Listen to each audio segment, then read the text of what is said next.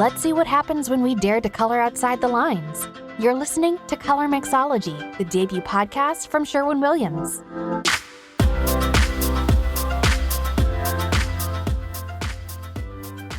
Hello, and welcome to Colormixology by Sherwin-Williams, the podcast where we connect with the creative people who are shaping the design and color landscape.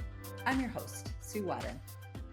Last month, we had a great conversation with Daniel LeDuc from Color Hive about trend production in the big wide world of color. From materials and finishes to countless industry insights, it was truly fascinating stuff. So be sure you check it out and give it a listen.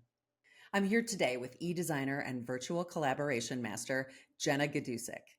She's a fellow podcaster and the founder of AI for Interior Designers, where she shares her expertise in harnessing some of the most powerful and cutting-edge tools and tech on the market today. So I am super happy that you are here today with us, Jenna. Welcome. Thank you so much for having me, Sue. Excited to be here. All right. I cannot wait to unpack what it means to be a collaboration master. So we will definitely get to that. But, let's just talk about how you got here. What's your journey in design been, and which led you to where you are now? Okay, I think it all starts back in high school, growing up as, the product of a 90s kid. And growing up with computer technology where Sims was, the first program that came out. Did you play Sims? Have anybody around you that played Sims? Totally, okay. Yes. So, those cheat codes were just building mansions and designing back in the day before I even knew what interior design was. So I've always been kind of a tech nerd where I grew up with computers as they were really coming to fruition into the world in general. And design has always just been a passion. So growing up in Vermont, I actually didn't know any interior designers. There was nobody there to, say, here's a profession that you could pursue. So I, by the time I was in high school, I was like, I need to move to New York City. I need to pursue this. I need to do this. So I took AP art classes, and I cannot draw, perspectives to save my life. But I'm really good with color, and I am really good with design and figuring out space planning, love Tetris, those types of things. So technology and design has just always gone hand in hand for me. It's always been a passion and something that interests me in so many different capacities. So that led me to go to design school, where SketchUp was just hitting the market when I went to school, and learning that, crashing on my computers, trying to use this Google-based program, it took forever to create renderings and models and all of that stuff. But it was exciting to know that I didn't have to sketch perspectives because I can't draw. So taking my ideas and being able to visually see them both in Photoshop and in 3D models in college, that just propelled my passion even further. So after college, I got into a little bit of real estate and high-end furniture company because it was 2010 and it was kind of difficult to get a job right after school. Especially when I went to school in Albany, New York. So to be able to pursue that, I ended up moving around with this furniture company until I was back in New York City around 2015. And at that time, e-design was really starting to hit the market. There were larger companies out there that were, allowing designers to submit and be able to win projects. And at the time, it was paying my bills. I was winning a lot of projects, but simultaneously, I had quit my job. I had left my job after working my way up the corporate ladder for 5 years because I just was no longer passionate about that, needed to design again. And I was, pursuing the virtual design. At the same time, I had my daughter, and I was building a website for myself to get my own clients. And then I started to just engage in Facebook and find new people and find new clients. And it was lonely. So that's where eDesign Tribe came, which was my community. So talk about that. Just describe what that community looks like. Yeah. So I launched that community on Facebook when Facebook groups were, huge back then. Yep. In 2018. And it was because it was so lonely. I was, I had a newborn baby, and I was literally nursing, building a business, trying to pay all the bills at the same time, and barely leaving the house. So to do that, I needed to feel connected. And I have always had a passion to teach. And so eDesign Tribe was the community that I built and was able to launch eDesign U, which were classes for interior designers to learn how to do Photoshop, to learn how to collaborate virtually, build your website, all those things. So the community honestly got me through the loneliness parts of this, but also we helped each other. And so from there, I also created a rendering program that attached to the education. And in 2022, that was acquired by Mydoma Studio, which is a project management company. That's So, fantastic. yeah. Oh my gosh, that I did not know that angle. So, okay, so many things I want to ask. Yeah. So we'll get to where AI kind of took off as your newest sort of point of view and venture. But what was the biggest were designers hungry for that digital education in Yes, 2018, 15? Yeah, absolutely. Because so many designers wanted this, and it was pre-COVID, so nobody was really doing it, or it was really, it was kind of faux pas to be doing virtual design at the time. People looked down on that. But for me, as an introvert and somebody that was starting a new family, it was the perfect opportunity for me, and also brought all those passions in. So I knew that I had to teach other designers different techniques and be able to bring us all together. And luckily, when COVID did hit, we had established the rendering program, the community, the resources for virtual assistants, and we were ready to go. So that community, when I was acquired, was at 5,000 designers. That is absolutely amazing. Well, good for you, because recognizing obviously a need in the industry and being able to react before we actually needed it was pretty tremendous. Yeah. Thank you. So what do designers, what did they like the most about it at that phase? Like just the access to digital capabilities? What was the thing that was really sparking interest? The ability to not have to travel so much and be able to create visuals and visual communication with their clients just all online.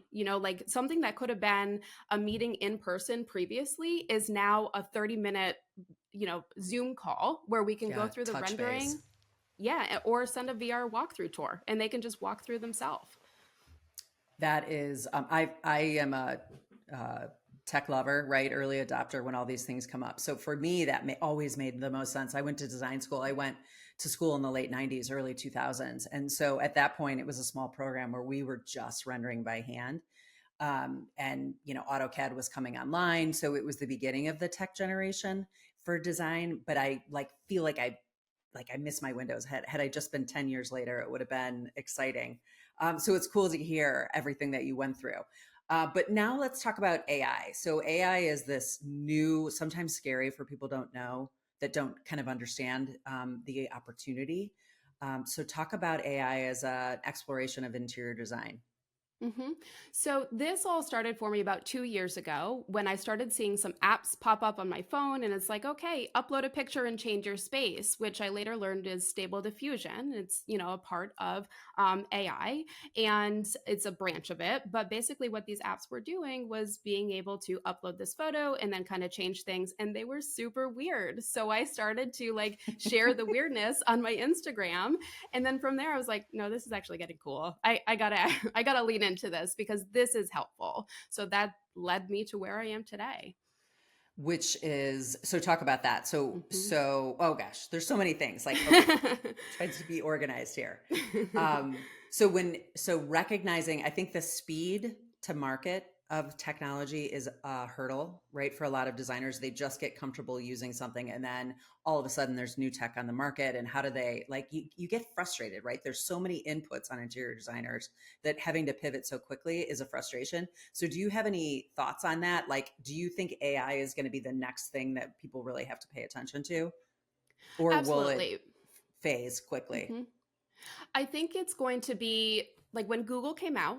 Let's kind of compare it to that. So when Google came out, we were all like, okay, cool, it's a search engine. But then it got better and better. And now, can you imagine not Googling the answer to something?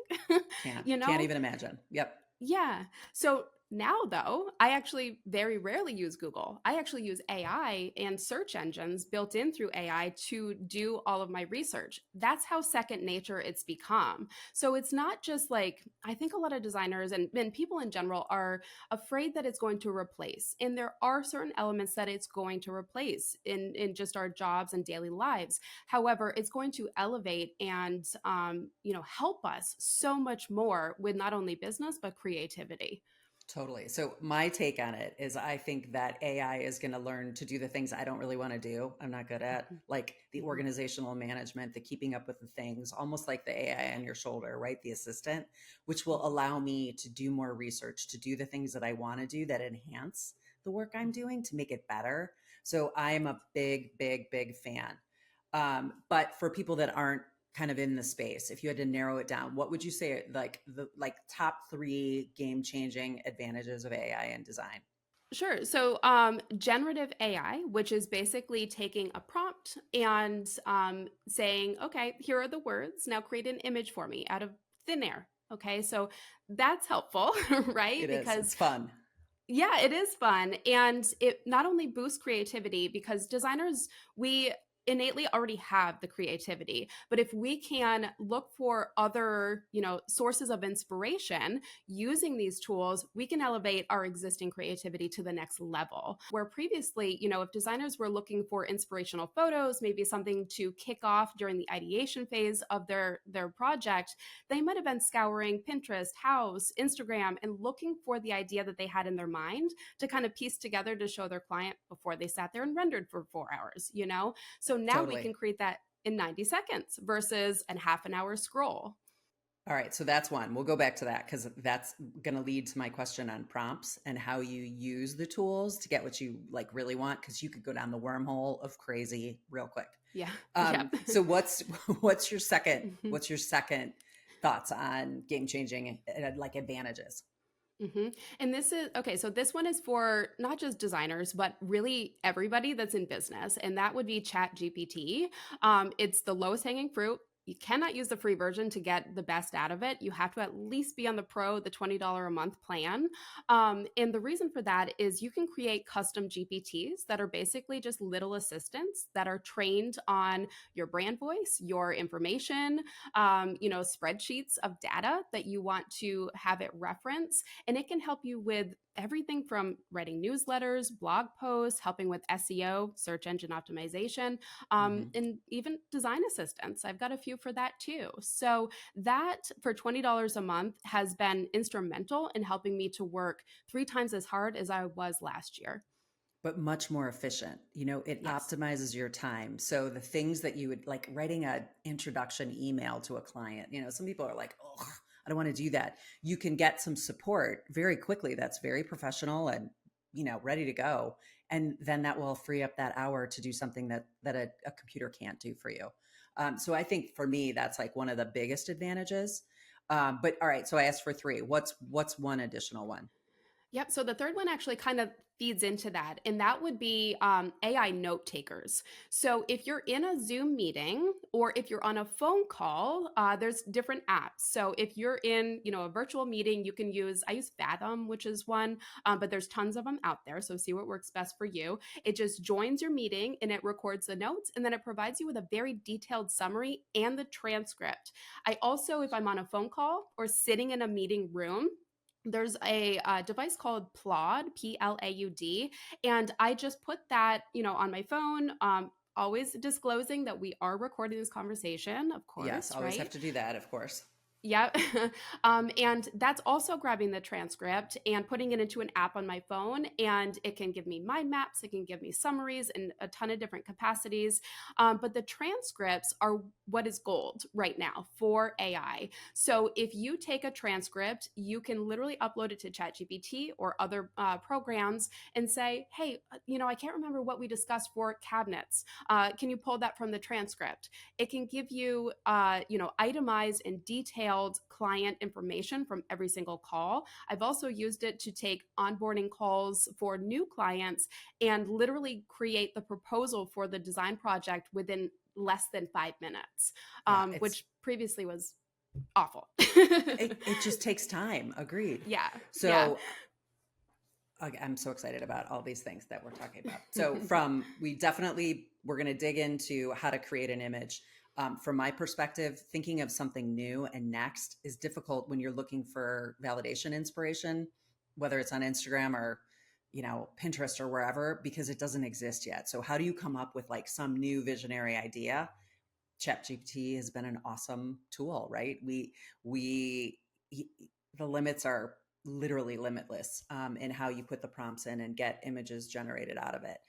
But what is the difficulty if a designer has never used image generation? What are the key sort of learnings that you can help them with? hmm So know what you want to create first, right? And start small. It doesn't have to be intricate. You can start by saying, I'm designing a kitchen. This is the style, and it could be like contemporary, coastal. It can be a mix of different things. And then you add a few colors, you add a few material selections, and just start with that. If there's anything specifically that you want to see in the space, try and describe it. Sometimes when you add too many things, it only does, half of what you're requesting. So don't get frustrated. Just do a new iteration after you get your first image and kind of hone in what you're looking for. But if you get those core fundamental parts to your prompt, you've got something that you can work off of and then make adjustments going forward. And build from it. I think that's the most important thing. And that's where experience and just playing around with the tools is really helpful, because if you just say, I want a kitchen, that's not going to be enough information for the tool to generate something that's useful. So really the creativity comes into what you ask the tool. And that just takes time. And it's a fun exploration. It's kind of mind blowing with what comes out. And I've enjoyed it. I think that's been a great exploration. So I have a good quote here from Jesper Dramsch, PhD scientist for machine learning, who has said, designers will not be replaced by AI, but by designers who use AI. Do you agree with this? So much. Yes, 100%.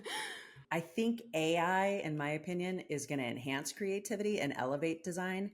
But do you have like any specific examples in your work of how this maybe came into play Sure. on a project or? Yeah, if you're watching this on video right now, you can see what's behind me. And that is all Sherwin-Williams paint, of course, but it's a motif that I created for this space, basically using generative AI to create the concept. So I said, I'm putting all these cabinets behind my desk. Here's what my desk looks like. Here are the colors that I would like to use. I actually converted into hex codes when I put this in there for the actual paints that I was looking at. And I said, I'd like to do some kind of an arch. Give me some ideas for that. And so I created a ton of different generative idea concepts for what I could potentially do. And in the end, I didn't use any of them, but I was inspired by so many different combinations to create what we have here in my room now. And it's not just this wall. I did other cool things on the other walls too from that inspiration. So did you take a picture of the blank wall behind you and the cabinets and feed that into the tool? Or did you just describe it? Yeah, Okay. I just described it because it didn't exist at all yet. I built all these cabinets at the same time. At the same time. Oh, that's awesome. Yeah, knowing the hex code is really important. So you could talk about color in the AI tools, but it'll just pick something sort of arbitrary. But when you feed it with actual hex codes, it gives you a much better representation, which is really important. I think designers could get frustrated because it can go so like cerebrally out there if you don't give good guidance to the tool. And it's easy to find hex codes. You can just do searches. You can come on our website. Sherwin-Williams has a color detail page for every color, and it lists the hex code related. So if there are particular colors you want, they're easy to find. So talk about great tools, like tools, you've mentioned a few. So Fathom, you said, is one. Obviously, ChatGPT is a great tool. What else do you like? So Plod is that recorder. You can get that on Amazon or on their website too. I use for the generative AI imagery, I have two favorites. Midjourney, of course, which has been around for a while. And now you can do editing in there with existing photos, which is cool. But Visual Electric is my other favorite. I don't know that Have one. you played Tell with me that about one that yet? one. I have Okay, not. so it's for creatives, it's for designers, photographers, that brand creators, and there's so much control in that program. So you can set your own styles.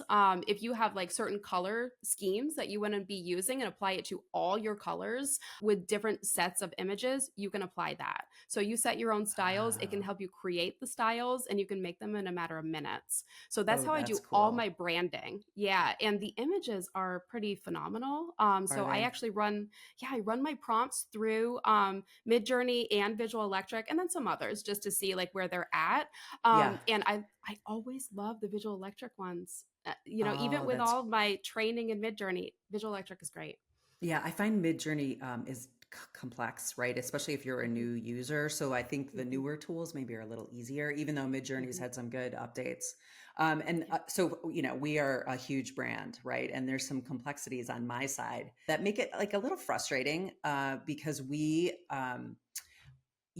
AI, the sourcing of the material goes everywhere. So the tool takes information from the universe and brings it back together and puts an image together. From the corporate side, we're concerned like the images that they're sourcing are unprotected.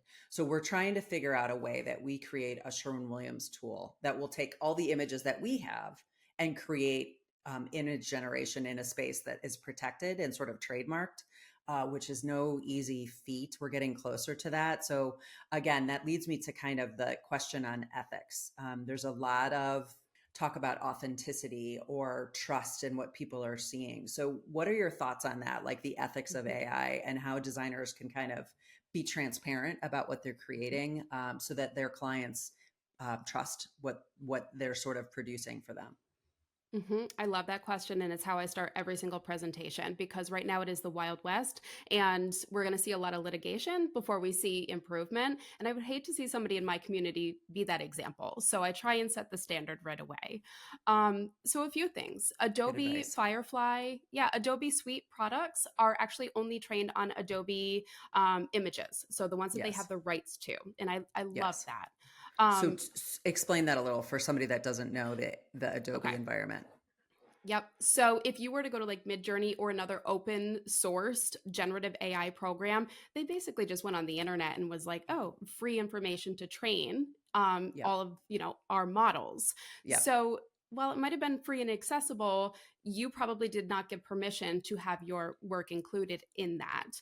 Where Adobe owns stock, like Adobe stock photos and all of their other media, and they only pulled from what they intellectually, like their IP. So they own those products. Okay. So yeah, keep going. So Sorry. that's well, I was going to say that's important because the images Mhm. they pull from a user like me, we pay Adobe for rights to use that. So like we're a customer, right? So we can Mhm. use that whole world of stock photography in Adobe and there's literally millions of images and that to me is a better source of information. It's a little more not less of the wild west if you will. Yeah. Yeah. Yeah. Yeah. So I agree. then um so from there, so you say this is Mhm. kind of where I'm getting this information from. Then what's next in Mhm. talking through your presentations? Yeah. So the other thing that I do, because I do use Midjourney and I do use Visual Electric and I use other open sources, just because sometimes the quality is better. Because with Adobe, they are pulling from a smaller pool, and it's learning and it's And training. it's It's learning. always improving. Yep. Yes.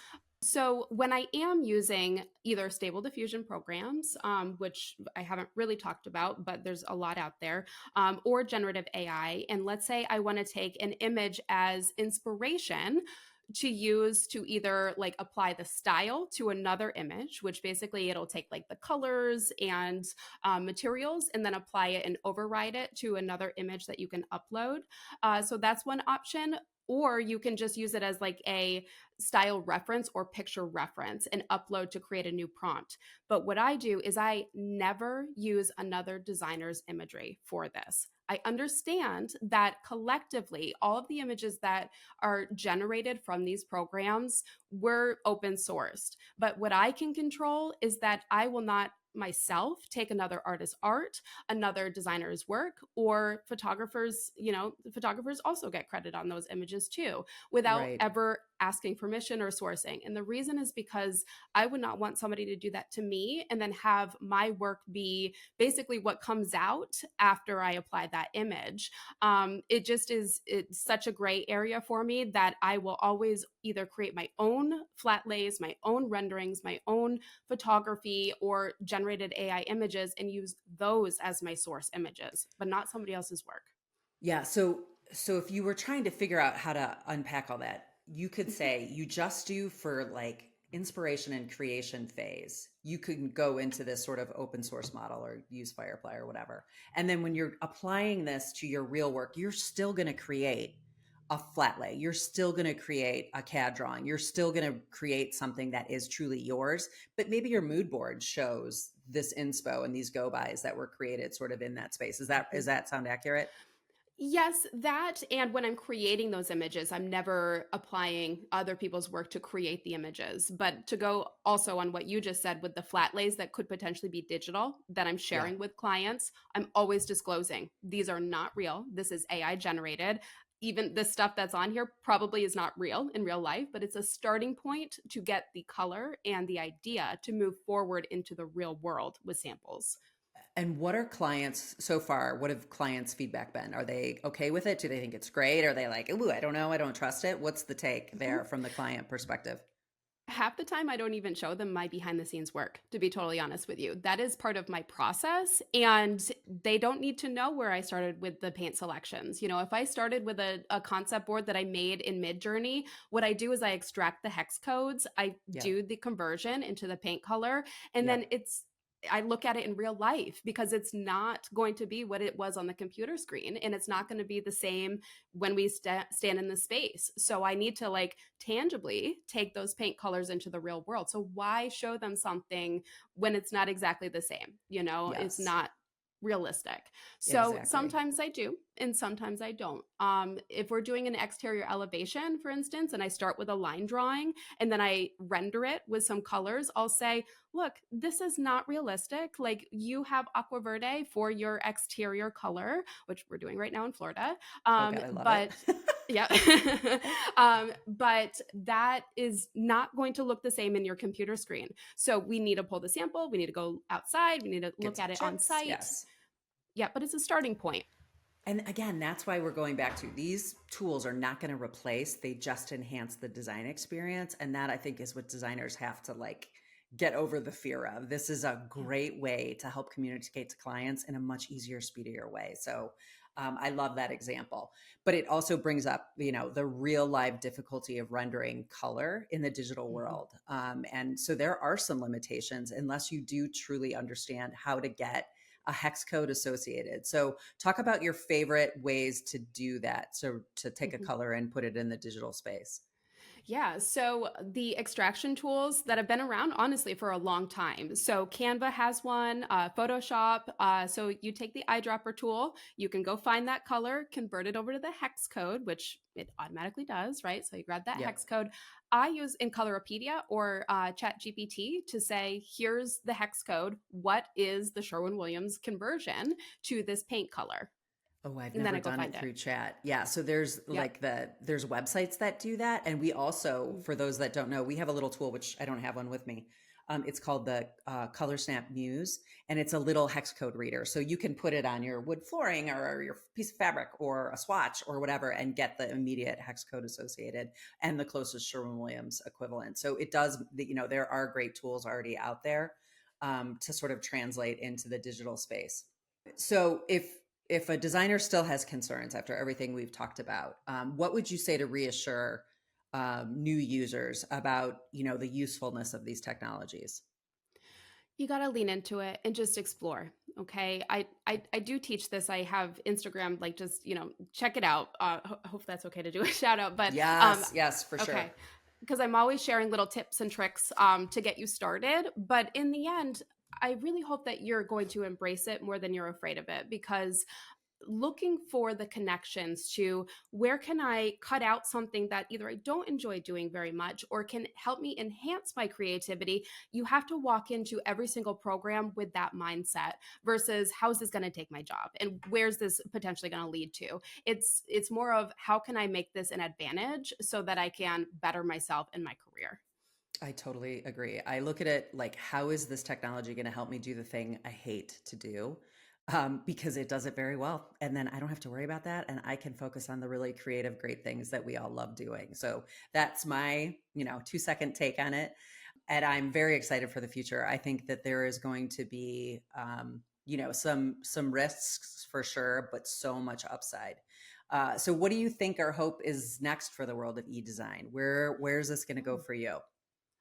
So now Search GPT is out. I've also used Perplexity AI, which is they're both searches. Okay. Oh, that's a cool one. Okay, so Okay. upgrade to Pro, but Gotcha. it's $20 Yeah. because that one also has Claude 3.5 Anthropic, which is really good at like language and writing, and Yeah. ChatGPT. And it's a search. So you can literally search and reference back to the articles. So I do this for everything. I did Super this to important.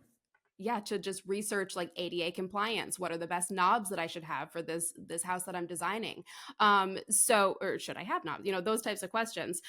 So research, because I graduated design school, about 15 years ago at this point, and I don't remember, and things have changed. So being able to research and stay on the cutting edge of all of these tools with Chat or Search GPT and also Perplexity just helps to give us a huge advantage in our own profession as well. So utilizing those tools and then the other generative AI programs, and then where AI is also being baked into your existing programs, maybe rendering softwares, things like that, and apps, Yep. utilize them and see how Totally. they can help you.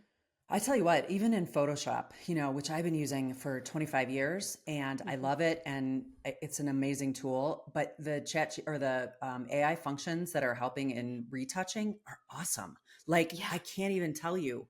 It saved me. I had to re-render about 42 images this weekend. It was not fun. Mhm. It Mhm. was effortless. It took probably 3 hours off the timing of what I needed to Amazing. produce. So again, it just takes time and like exploration of it. And so I would just advise people to jump in. The resources that you talked about are great. And we'll obviously put those in the show notes for sure. And also connect with Jenna. So Jenna, tell us about your podcast. How can people find and learn more about what you've talked about?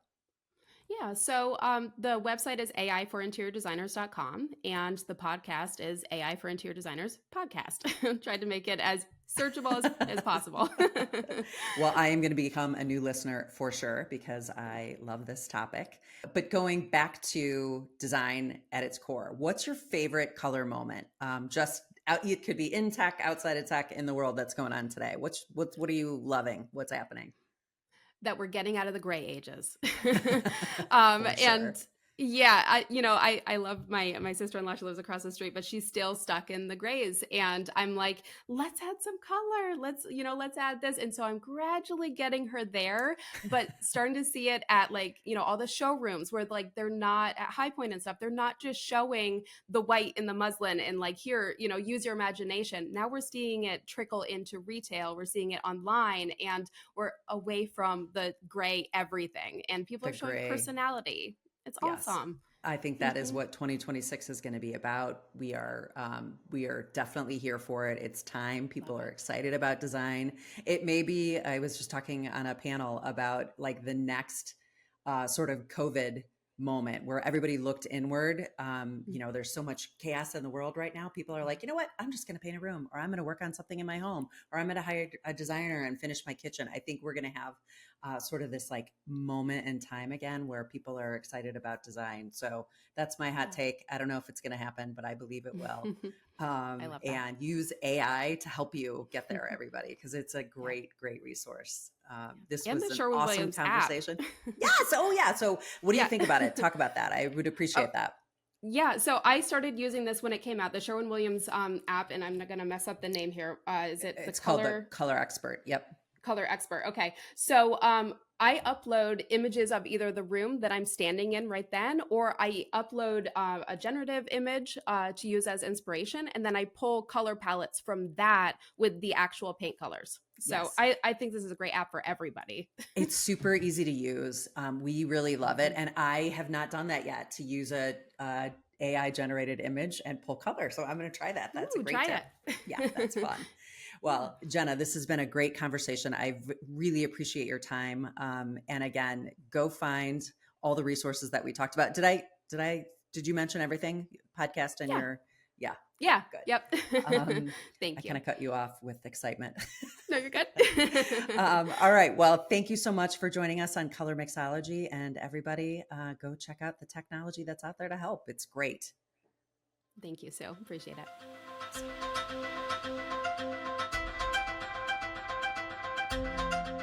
Before we talk to our next guest, we'd like to take a moment to congratulate our February Designer of the Month, Melissa Roberts.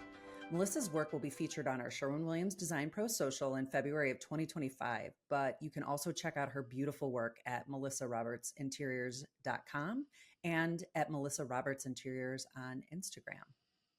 Now, we welcome to the show Brandon Dorsey, a technology director at design and architecture firm Vocon, which has an office here in Cleveland. So welcome, Brandon. We're excited to have you on Colormixology. Thanks, Sue. Thanks for having me. Appreciate it. Vocon is an amazing design firm, which we've had the privilege to work on a large project with Sherwin-Williams. But tell me about your role, because it sounds very fancy, the technology director. Yeah, no problem. So what does that mean exactly? So I get the privilege of researching all new technology that is impacting the AEC community and how we serve our clients. So you can imagine the vast amount of technology that's coming to market right now. I have a team that I work with that goes out, looks at those technologies that are coming, and evaluates how those are going to impact design and how we can start to augment our design process and deliver better projects for our clients. That is fascinating, especially because we're going to, dip into AI and its impact. But over the last, how long have you been doing this? Have you been at Vocon for a bit? Yeah, so I've been with Vocon for going on 12 years now. I went to Kent State. I've been in the industry over 20 years. I actually went for interior design and architecture, but just always had a passion for technology. So that's where my career took me. So how has tech impacted, like pre-AI? What did you see the arc? Like, what did that look like for those that aren't familiar? Yeah, no worries. So, I mean, it all goes back to starting with early days working with hand drawings, going into CAD, and then a software called Revit, which is BIM technology. So building information modeling to start to build a model in 3D and be able to use that model to understand how design's coming together. And then you have started to see technology applications that hooked onto that, which allowed us to do real-time rendering and actually start to visualize that that model for our clients.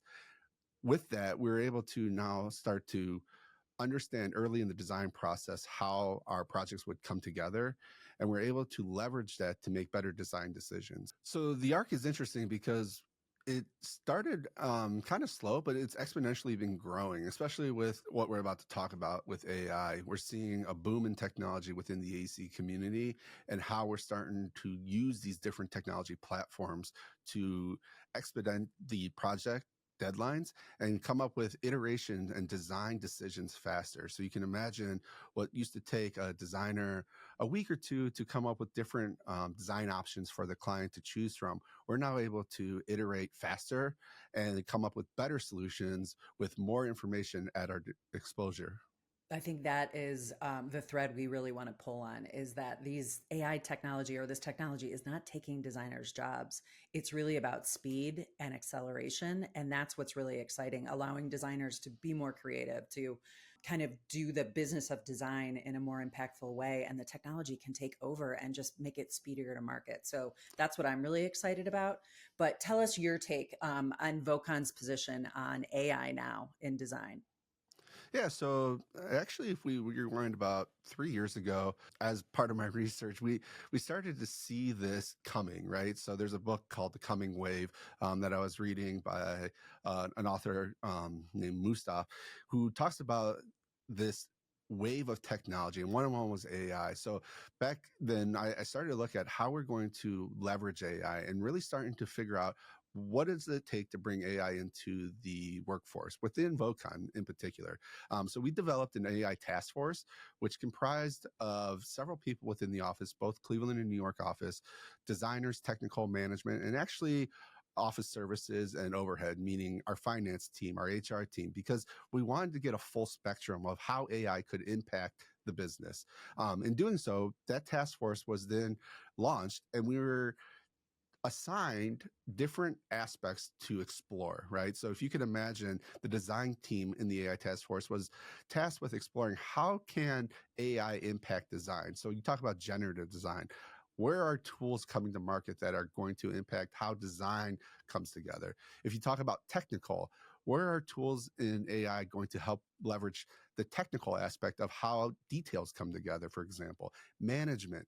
Is there AI solutions out there that are going to help to augment the process of how we manage projects, how we assign team members to projects? And then overhead, HR, finance. Are there technologies out there that are going to help just in the overall process of how we conduct business, even within our marketing team? So you can imagine some of these tools are going to sound familiar to some of the people on the podcast today, because they are now being used within organizations throughout the world. So when you talk about ChatGPT, you talk about Grammarly, for example, just simple tools like that that are helping to augment the process of how we used to do our jobs are now at our fingertips. And it's helping us immensely because we're actually being able to be more productive and efficient with how we're doing our work.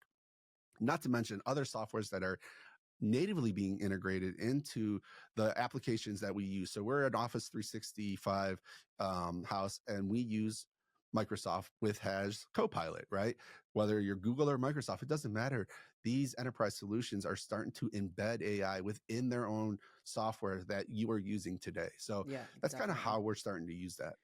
So many questions. We have an internal task force as well at Sherwin-Williams, kind of doing the same thing and evaluating, the constant need of this. But I think what's overwhelming, and I sit on that task force too. That's why I'm so passionate about it. But there's so many tools now, and evaluating which are the right ones, because they're kind of exploding onto the marketplace. So you have to constantly audit what's coming to decide if this is right for your business. So I think at the end, I'm going to ask for smaller firms, right, that don't have such a large staff to go after this technology. We'll ask kind of about resources or any recommendations on where people can find more information. But do you think it's fair to say that AI is going to become essential to the work that Vocon does and the designers do? It already is. Not is it going to. It is today. We're leveraging AI on various projects to help, like I said, expedite and augment the process. Is one thing I talk about in the office is, do not fear AI taking over your job. Instead, embrace it, because you're going to start to leverage this. Even though you don't think you are today, you actually are in the tools that you're using. It's happening behind the scenes. So the more you can start to embrace it and recognize it and learn how these tools work, the better off you'll be. So to answer your question, we are leveraging it today. Yeah. And even in really familiar software like Photoshop, there's already AI tech behind the scenes that's awesome. And those little Correct. edits are making even your day-to-day Photoshop work so much easier. So again, I'm a fan. And I love this conversation.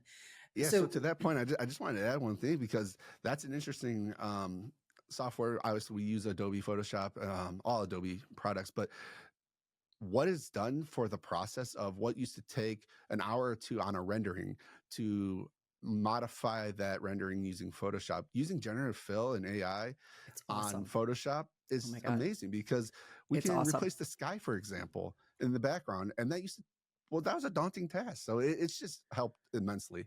And in my world, right, in the color side. So I, this weekend, had to re-render like 42 images for a project, and that would have taken a week at least, Yep. right? And it took me a couple hours. It was like a half day, but the isolation tools to outline shapes, like effortless, and it's perfect. So anyway, this is not a commercial for Adobe Photoshop, but I will say that those tools are just getting better and better with AI technology. So if we pivot again and talk about kind of the design and construction industry, what has AI brought to the world of BIM? Again, you said that's building information modeling. Has it changed the game there as well? Oh, 100%. I mean, there's tools that we're using in our tech stack today that when I started in this industry, we didn't have, and it made the timeline to deliver a project so much longer. For example, when you talk about early on in the process for field verification, and you're talking about how we used to do it, tape and measure, going out to site and having to do it. Now that's all digitized. It's creating a digital twin using software like Matterport or OpenSpace, which has AI built into it. And you can send one person out to the site, do a scan of the site, and then have all that data back in your office to be able to manipulate and use and share with not only your internal team, but your clients. So just that alone on the field verification side early in the process has helped. So let me ask you about that, because is there a little bit of a trust issue at the beginning when you start using these tools? Like, do you double check that they're accurate? Like, I picture that field measuring tool, you scan it, right, with like some sort of tool. Yep. And it would So measure the distance of a job site, right? There's different cameras for it. And yes, to answer your question, we are always double checking. I mean, I say tape and measure was early. We still use tape and measure because you want that checks and balance. So we're always validating whether or not the information's right to the best of our ability. Obviously, we don't have all the time in the world to double check everything, but even on their own website, they verify the accuracy within an X degree of accuracy. Yeah, that's amazing, right? Remember the days when we went from GPS to, Apple Maps, and nobody really trusted that technology, and it works, right? So I love that. I think there's probably a little learning curve for all of us in this technology space, but they're all opportunities. So what's your favorite AI technology that you use so far? Like, what are you really excited about? Well, I mean, it depends on what task I'm trying to complete. And I say that tongue in cheek only because there's so many AI solutions in the market right now. And I can't say one's my favorite over the other. Depending on the task, though, I could say when we're talking about just creating visualizations, we have a team dedicated to just visualization. There's so many cool tools in the market that are blowing my mind on how they're coming up with this imagery. So you talk about Evolve Labs Veris. So Veris is a tool that sits over top of our BIM model, our Revit model, that allows us with our Revit model to render out variations of what the project may look like. That didn't exist even 3 years ago. So just the fact that that is there is just mind blowing. Can you describe how that would work? Yeah, so if you can imagine, we take a project and we model it. So we model it in 3D. So we have a digital representation of what the project will look like. And there's an add-on that sits on top of Revit that allows you to prompt-based what you might want that project to look like. So you can imagine if you were to say, create me a award-winning rendering with a night effect of a building that sits on Lake Erie to produce a rendering, right? So I'm generalizing it, but you have to be really good at articulating design. And I actually talk about this with our junior staff and our designers and our principals. How we're going to start to use AI will really come down to how well you can articulate design. Are you good with your vernacular? Are you good with prompting? Because it's only as good as what you tell it. You got to imagine AI is like a small child or a junior designer in the sense that you are starting to leverage what little they know, and you have to train it. You have to tell it what you want. So the LLMs, the large language models, the more you build it, the better they'll get, and you have to help assist it. So that's where the human aspect comes in, because as designers and going to design school, you learned about the different key elements and what it means when you talked about creating design, whether you're going to have a honed finish versus a matte finish, right? Those mean things in design world, and you have to be able to articulate it because the software won't know unless you tell it. And it'll fill in the blanks unless you tell it. And then that's where you get like the Wild West, right? Where you get crazy the hallucinations. Images. Correct. Yeah. Yes. Yes. Oh, it's so fun. It's fun to play around with. It's really exciting. But I think there's some ethical questions too that we've talked about. So do your clients have any of those issues, or has that come up in your conversations early on, like the sort of authenticity factor? Yeah. So one thing that we try to do is over communicate when we're using AI so that the client knows that we're using it on the project. One thing, part of my responsibility on the task force was we created an AI governancing policy within the firm, which really helped to articulate how we're using AI, where we can use AI, more importantly, where we cannot use AI, how we need to talk to our clients, where are those ethical issues, where are those biases. So it really outlined to our staff what AI is to Vocon and how we should be using it, and using it in a way that is productive and not harmful to the project or the client's vision. Then do you have to evaluate things, or do you trust the team is No, like, yeah. yeah, So that's part of the process. We talked about checks and balance within using AI. We should be at the end validating whether or not that design was accurate to what we prompted it. One example I give is kind of interesting within the design tool that we use. It sometimes has a bias to swap out male versus female. And when I say swap out, not even swap out, it merges them together. So you get this weird form of a human, and we know that's not right. So what do we need to do? We need to go back in to Photoshop and correct that, because we don't want to put to market something that is not accurate, right? right. And that's the importance of that checks and balance. Yeah, that's great. And again, so it's about playing around with the tools, understanding their capabilities, trying new things, and then editing, right? The human side of this is what's really important, and that's what makes it a powerful tool, but just a tool. It's not going to take over. Well, we think it's Correct. not going to take over the Today, world. they're just tools. Now, I will say, as AI gets exponentially better, like I keep talking about, you're going to need to be able to have different roles within your firm. And we talk about this. What is the makeup of your staff today? You may need to have somebody on your staff that is responsible for AI governancing. It's a reality that maybe some aren't ready to face, but it is coming. The jobs and how we do them today are going to shift, and we need to be ready and start to train our staff to understand what they used to do may not be what they're going to be doing in the future. Yes. Well, and that's a whole other conversation, and you've been very generous with your time, so we'll talk about that another time. But talk about some of your favorite resources where people that are just dipping their toe, smaller firms starting to learn about AI, how can they kind of get started? Yeah, so I can share afterwards or provide you with that information. But there is a couple people that I love to follow on LinkedIn, on social media, YouTube, etc., that actually focus particularly on AI in the AEC industry. And this gentleman that I'm referring to has an amazing amounts of resources at your disposal to go and look at, where he puts together the top 100 tools in the market that you can start to explore. Because like I mentioned, there's over 300 applications that you could start to look at. Yeah. Some of the at the very top that I would start to explore is just within your own ecosystem, whether you're a Google house or a Microsoft house. How can you start to leverage Copilot, for example? You already are paying for that's part of your subscription. Maybe invest some time and energy into evaluating what could Copilot do for you. Others that are free, you can look at ChatGPT. Now, I will caution, I will say what we do for Vocon is make sure if you're going to use it, you're not using client information within the products. If you're going to, make sure you're on an enterprise solution. Enterprise solution basically protects you behind the curtain from your information being put into a large language model for the rest of the world to use. So understanding when and how you're going to use those applications is very vital. But there are free applications that you can at least start to explore on the surface and understand how they might be leveraged within your office. So Brandon, tell me about like this resource hub that you had talked about. You could just mention the website and then we'll put it in our show notes. Yeah, so the website is AIinaAEC.com. Okay. The gentleman does an amazing job at documenting all the various tools within the AEC community.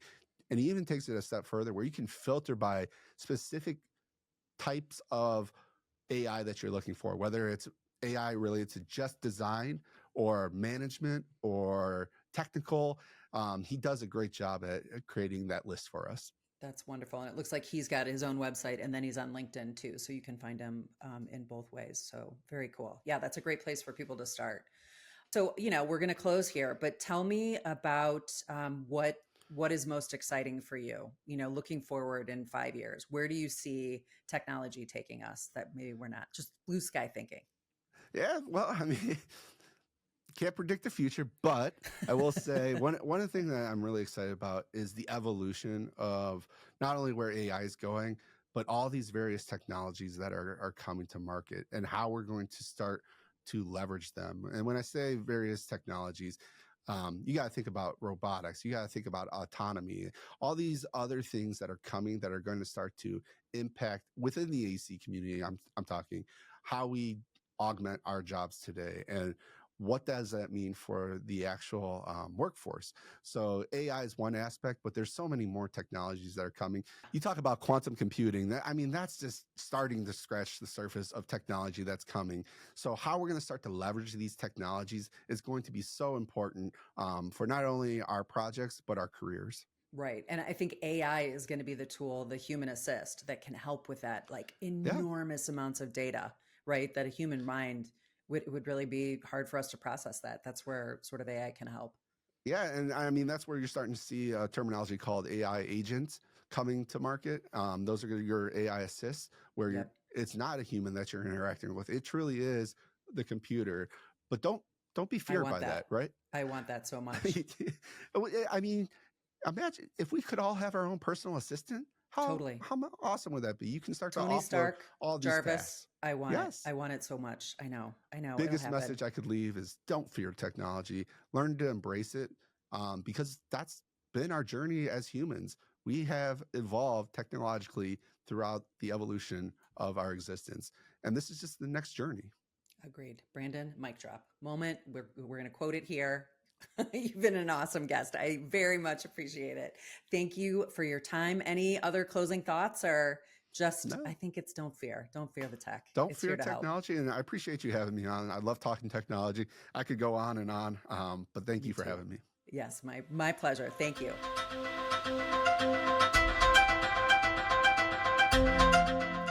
Thanks so much for listening. If you enjoyed this conversation, please consider subscribing, leaving us a review, and telling the other design and color curious people in your life about Colormixology. Tune in next time as we take a closer look at neuroaesthetics and the intersection of science and design. See you next time on Colormixology.